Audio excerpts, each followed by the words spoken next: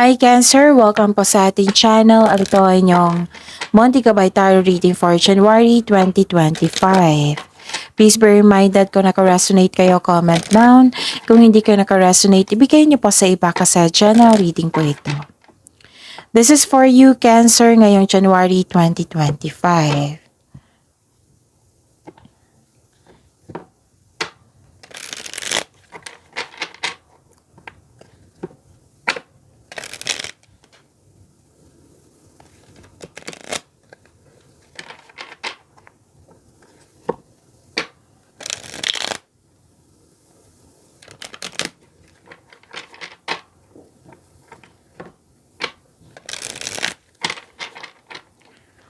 Para po ito sa inyo Cancer ngayong January 2025.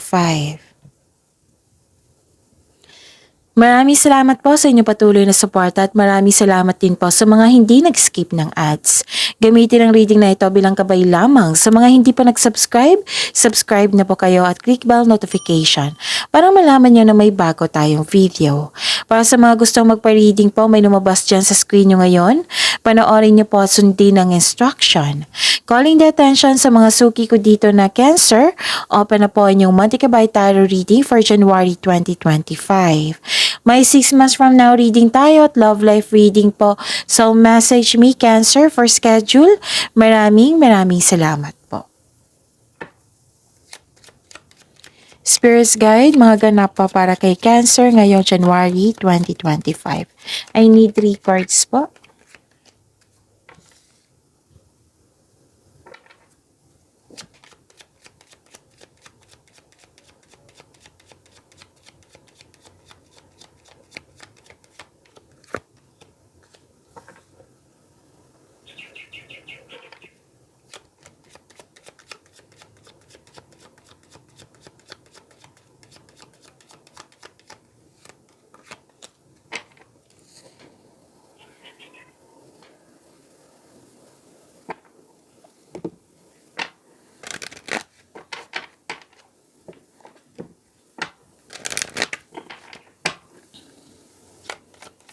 Spirits Guide, mga mensahe po para kay Cancer ngayong January 2025. I need 2 cards po.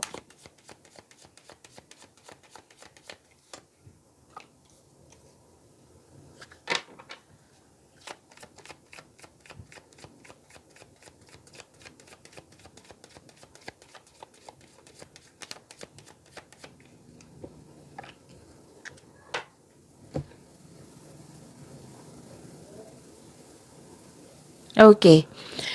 Cancer. Ngayong January 2025, may nakita ko ditong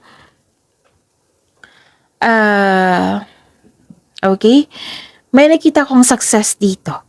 Yes, joy and happiness kasi may tagumpay, success. At nakita ko rin dito na may positive outcome.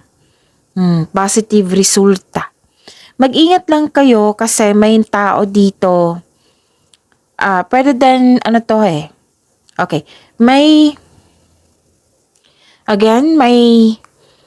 nakita ko dito isang tao na tuso, mandaraya, pwedeng competition po ito, pwedeng may nagsinungaling sa iyo, may naguguluhan ka sa isang tao, pwedeng may temptation. So mag-ingat lalo na sa mga committed na dito. Okay? Tapos,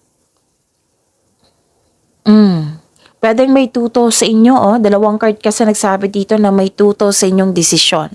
Plano ba yan? Ideas ba yan? Basta may tutol dito. Maaring nagkaroon ng delay kasi nga may tutol. Delay sa paggawa ng desisyon kasi may tutol. Delay sa paggawa ng aksyon kasi may tutol. Pwedeng may ganon. Tapos, disconnection sa isang tao. May concern kayo sa disconnection sa isang tao? Or mahirap kausap. Pwedeng delay sa hinihintay mo? Okay, so dito tayo sa makontrol nyo yung success na magbibigay sa iyo ng joy and happiness na magkakaroon ng positive outcome. Okay? So, yan. Don't be afraid to fly solo. Okay? Don't be afraid to fly solo. Tapos, find a way to abundance. So, meaning to say, gawa kayo ng action para magkaroon ng abundance, and it might be may concern ka sa hindi nag-support sa iyo. So, don't be afraid to fly solo. And moving forward to gawa kayo ng paraan, gawa kayo ng action. Kasi nakikita ko dito na parang huminto ka. So, ang sabi ng card dito, find a way to abundance, kailangan mo ng action. Spirits guide, ano po yung energy ni Cancer? Ni Cancer po. Ngayon, January 2025. This reading is for Cancer po. Cancer. Ngayon, January 2025. And the clarification of this card po.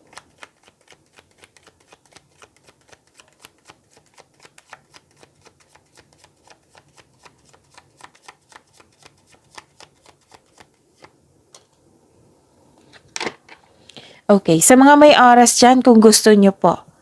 Okay? Kung hindi nyo pa napanood or nakalimutan nyo, panoorin nyo po yung 2025 tarot reading nyo po.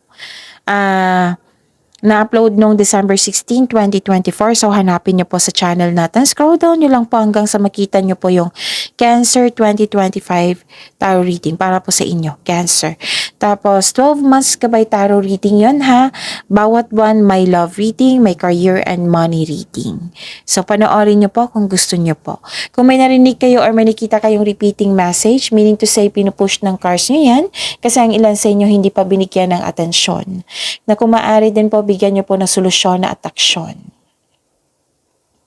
Okay, ano yung energy ni Cancer ngayon?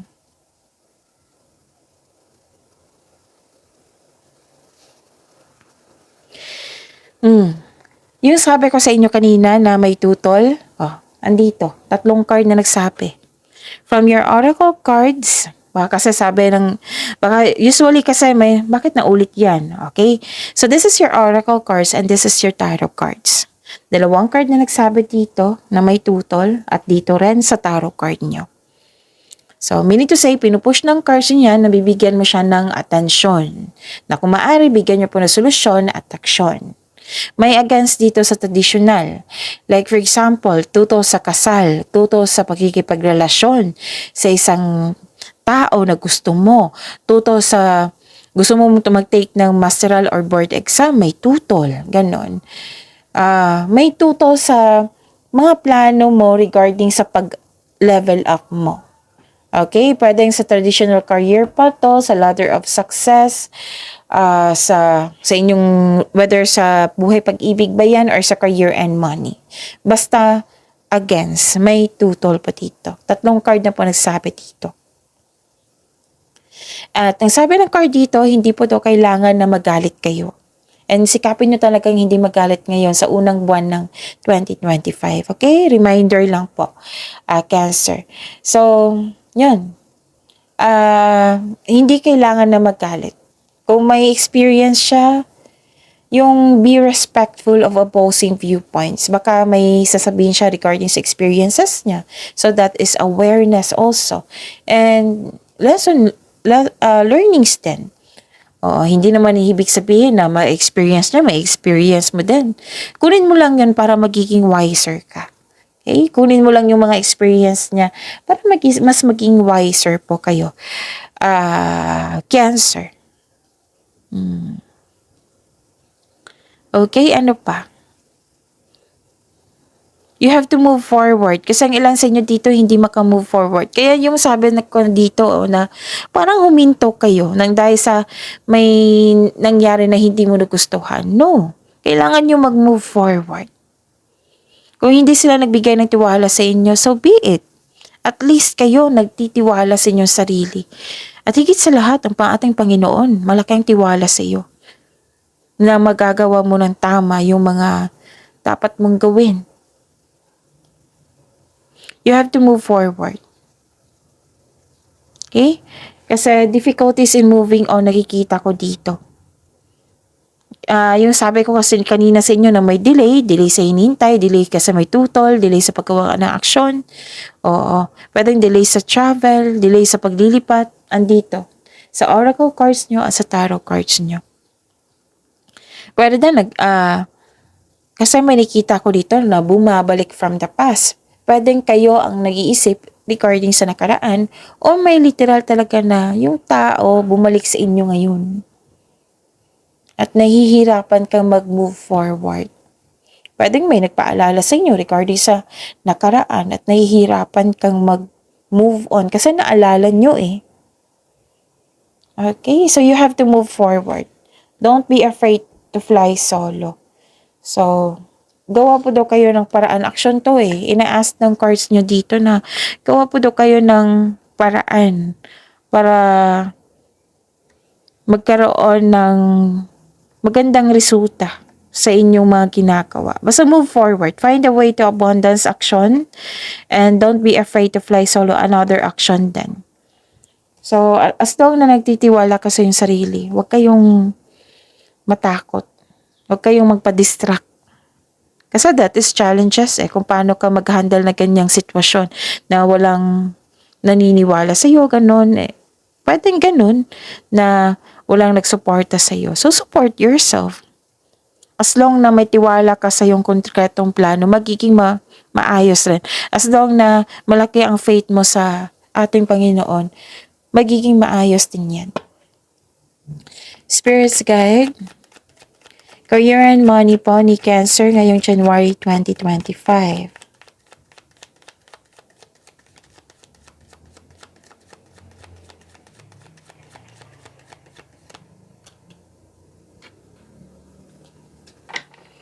And the clarification of this card po.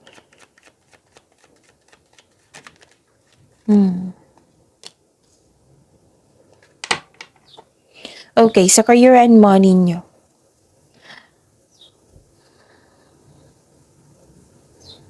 Okay. Ano bang gagawin mo, Cancer? Bakit may maraming tutol dito? May tutol eh. May maraming cards na nagsabi dito na may tutol. Yung sabi ko sa inyo kanina, nagsabi ng card nyo na magpatuloy pa rin. Huwag kayong magpa-distract. Okay? Ano yung gagawin nyo sa challenges, di ba? Bigyan ng solusyon. Bigyan nyo ng action. Hindi ibig sabihin na may challenges, na may tutol. Oo. Hindi ibig sabihin na hihinto kayo niyan, ng Cancer. Magpatuloy pa rin. As long na naniniwala ka talaga sa sarili mo and malaki ang tiwala mo sa inyong konkretong plano at malaki ang tiwala nyo sa ating Panginoon, magiging okay din yan. Okay? So, mag-ingat kayo sa taong manloloko or self-centered na tao. This is a sign na may toxic na tao eh. Or matigas ang ulo na mahirap kausap. Yung sabi ko sa inyo kanina sa oracle card nyo, na may taong mahirap kausap. Mabilis din itong mag-react or naging defensive ito. Okay? So, ano to eh, inability to take an action. Yung na-distract ka talaga. Na-distract ka or yung concern sa isang immature na tao, na self-centered na tao. So, ano yung gagawin mo? Put yourself, limitation. Okay? And hindi ibig sabihin na may ganyan na hihinto na kayo. So, you have to move forward. Limit yourself sa taong toxic. Kung pwede, umiwas. Kung parati mo siyang kasama, then, limit yourself. Huwag niyong ipaalam sa kanya yung lahat ng plano mo or desisyon mo, ideas mo. Baka ito yung taong may tutol sa'yo. Diba? So, yun. Okay. Nakikita ko dito na nagkaroon po ng you're building stability, you're conserving resources. Ilan sa inyo nagtrabaho sa abroad or magtatrabaho sa abroad?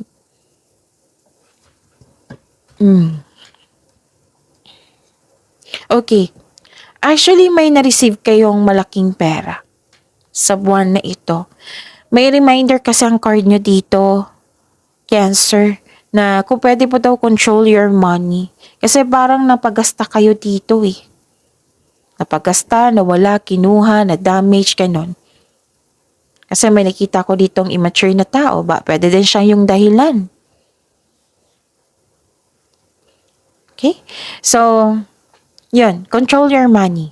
Kasi nakita ko dito na may na-receive kayo na money. Be conservative, lalo na sa investment nyo. Okay? At saka, mag-focus sa mga ginagawa. Okay. Hindi ko nang ano. So, ang sabi ng card dito, yes, you are focused here sa inyong trabaho, sa inyong career and money. Pero ang sabi ng card dito, sobra sa pag-focus. Meaning to say, nauubusan ng time sa sarili at sa pamilya kasi sobrang focus sa wealth and possession, sa trabaho po. Kasi nagkaroon, aminado ka naman dito na lack of time for yourself, for your family kasi sobrang busy nga. Okay? Dalawa yung reminder ng card nyo po. May na-receive kayong pera, control it. Baka kasi mapagasta or mawala, kinuha, na-damage. Yan. At saka, sobra sa trabaho. Yan, pagbabalanse ay kailangan po. Yan yung pay attention kayo niyan. Tapos, focus po daw kayo sa emotional and mental stability. You need to relax po at makinig din po kayo sa inyong intuition. Kung hindi nyo alam kung paano makinig sa inyong intuition, then search nyo sa Google on how to connect your intuition kasi maraming paraan po iyan. Okay? So, yun, vinavalue mo ang pera. Vinavalue mo ang pera, hindi ka din madamot sa kapwa mo. Generous ka rin. Pero, mukhang mapapagasta talaga kayo or may concern sa money na mabawasan. Ganun. So, be careful, give attention sa ngayong buwan na ito. Okay? Pag-ingatan yung na-receive nyong blessings. Okay? So, you need to relax din po ha. At maginig sa inyong intuition. Spirits Guide, Love Life, Self-Love, Partnership, and Romantic Cancer ngayon January 2025.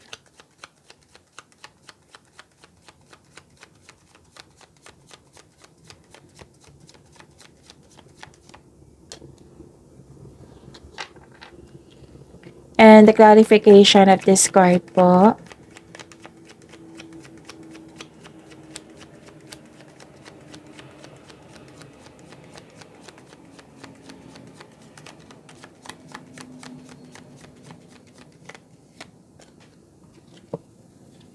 Maraming salamat po sa patuloy na tiwala, suporta sa ating channel. At maraming salamat din po sa mga hindi nag-skip ng ads. Okay. Abundance. Nakikita ko dito abundance. Ang daming blessings. Success, abundance, positive outcome, malaking pera. Okay? Tapos, may nakita ko dito na may dumating na opportunity na hindi mo napansin. Hindi mo ito nakita kasi you are trying too hard sa isang opportunity. So, ang sabi ng card po, the universe is asking you to loosen grip and relax. Dalawang card na nagsabi dito, Cancer. So, be ready ngayong buwan na ito na magiging busy kayo. Alam nyo naman, pag overthink, overwork, overspending, di ba? Nakakasama na yan sa inyo. So, pay attention. Pag sobra na, hindi na yan mabuti. Okay? So, give attention kung pwede po. Okay? Tapos, ang sabi kasi dito na the universe asking you to loosen grip at mag-relax. Aminado kayo dito na 'di ba kanina na hindi kayo nagkaroon ng sapat na time para magpahinga. And dito rin naulit. Sa dalawang card na nagsabi niyan. The universe asking you to loosen grip, mag-relax, mag-reconnect sa inyong intuition at mag-ask ng divine assistance. Okay, okay. Dalawang card na po nagsabi dito na may loss of money. So, pay attention. Pwedeng nagkasta, nawala, kinuha, na damage. Pwedeng nanakaw. Please pay attention. Okay? Please pay attention. Pwedeng hindi ito concern sa inyo, pwedeng concern mo sa isang tao na nagamit yung pera mo. O, pwedeng ganun. Basta sabi ng card dito, dalawang card na nagsabi dito na give attention talaga. Kasi baka masayang yung ipon nyo eh. Okay? Kung nagkaroon ng delay, habaan nyo po yung pasensya nyo. Yan yung sabi ng card nyo po dito.